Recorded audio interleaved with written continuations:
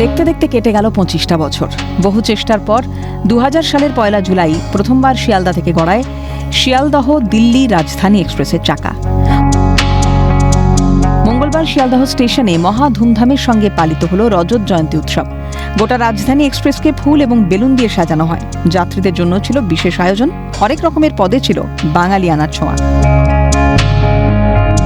মেনুতে ছিল বাসন্তী পোলাও, চিকেন কষা, পনির ডালনা থেকে শুরু করে আলু পটলের তরকারি ছাড়াও আরও অনেক কিছু।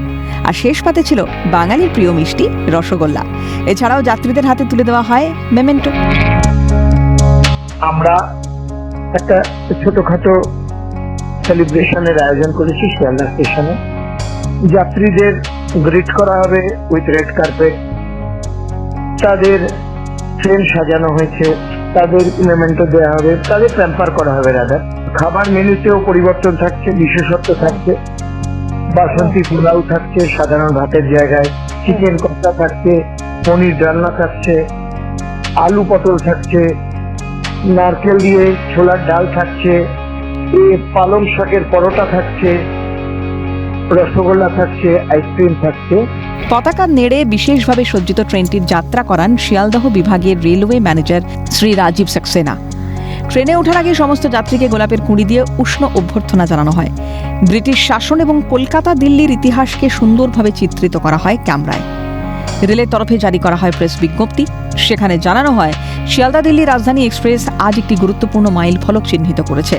শিয়ালদা ডিভিশনের সিনিয়র জনসংযোগ আধিকারিক একলব্য চক্রবর্তী বলেন, এই ট্রেন নিয়ে শিয়ালদা ডিভিশন অত্যন্ত গর্বিত। যাত্রার শুরুর দিকে এই ট্রেন চলত সপ্তাহের 2 দিন, পরবর্তীকালে তা বেড়ে হয় সপ্তাহে 5 দিন। বর্তমানে সপ্তাহে 7 দিনই ছুটছে রাজধানী এক্সপ্রেস। খুব গর্বিত শিয়ালদা ডিভিশন আমাদের এই প্রিমিয়াম ক্যাটাগরি ট্রেনকে নিয়ে।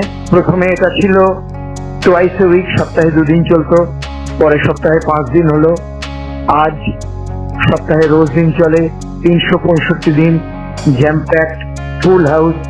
এই ট্রেন হচ্ছে সবচেয়ে গর্বের ট্রেন শিয়ালদা ডিভিশন। বলে রাখা ভালো, 1969 সালে দেশে প্রথম রাজধানী এক্সপ্রেস চালু হলেও কলকাতা থেকে যাত্রা শুরু করতে সময় লেগে যায় 31টা বছর। শিয়ালদা স্টেশন থেকে রাজধানী এক্সপ্রেসের পথ চলা শুরু হয়েছিল তৎকালীন রেলমন্ত্রী মমতা বন্দ্যোপাধ্যায়ের হাত ধরেই। দিল্লির সঙ্গে পূর্ব ভারতের যোগাযোগ মসৃণ করতে এই ট্রেনের জুড়ি মেলা ভার। রেশমি দাসের রিপোর্ট, ক্যালকাটা নিউজ।